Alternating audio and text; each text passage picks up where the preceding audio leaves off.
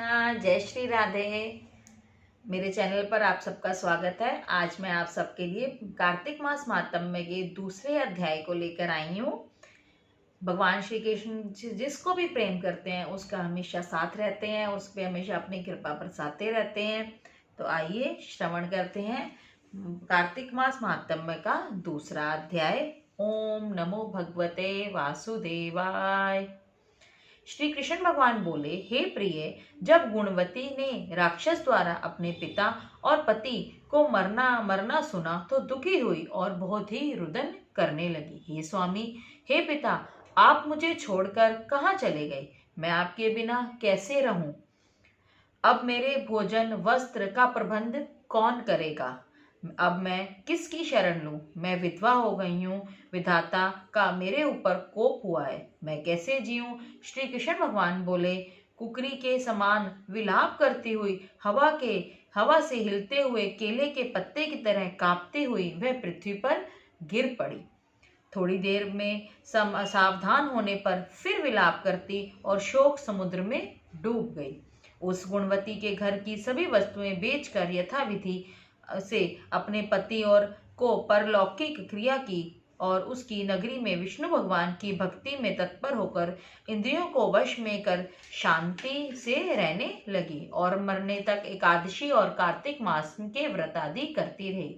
हे प्रिय, यह दोनों व्रत मुझे अत्यंत प्रिय हैं, जिसके करने से भोग और मोक्ष की प्राप्ति होती है, पुत्र और संपत्ति मिलती है। कार्तिक की तुला राशि पर सूर्य निकलने पर महापापी जो भी प्रातःकाल स्नान करते हैं वे भी मुक्ति को प्राप्त होते हैं। जो मनुष्य स्नान, जागरण, दीपदान और तुलसी का पालन करते हैं वे मुझे बहुत ही अधिक प्रिय हैं। वे विष्णु के रूप हैं। विष्णु भगवान के मंदिर में झाड़ना, सतिया काटना और विष्णु की पूजा आदि का कार्य जो मनुष्य करते हैं वे जीवन मुक्त हो जाते हैं। इस प्रकार वह गुणवती हरेक वर्ष कार्तिक व्रत और विष्णु भगवान का नित्य ही पूजन करती रही। एक समय वृद्धावस्था के कारण दुर्बल होने से और रोग और ज्वर से पीड़ित होने पर भी वह गंगा स्नान को गई। ज्यों ही पानी में उतरी, जाड़े के मारे कांपने लगी। उसी समय गुणवती ने आकाश से आता हुआ विमान देखा। शंकर, चक्र, गदा, पद्म आदि आयुधों से युक्त हुए विष्णु के रूप धारण करने वाले पार्षद गरुड़ की ध्वजा वाले अप्सराओं से युक्त ऐसे विमान में बिठाकर बैकुंठ को ले गए। प्रदीप अग्नि के समान का कीर्ति वाली गुणवती विमान में बैठी हुई कार्तिक व्रत के प्रभाव से मेरे पास आ गई। जब ब्रह्मादि देवताओं की प्रार्थना से मैं पृथ्वी पर आया तब वे गण भी मेरे साथ आए।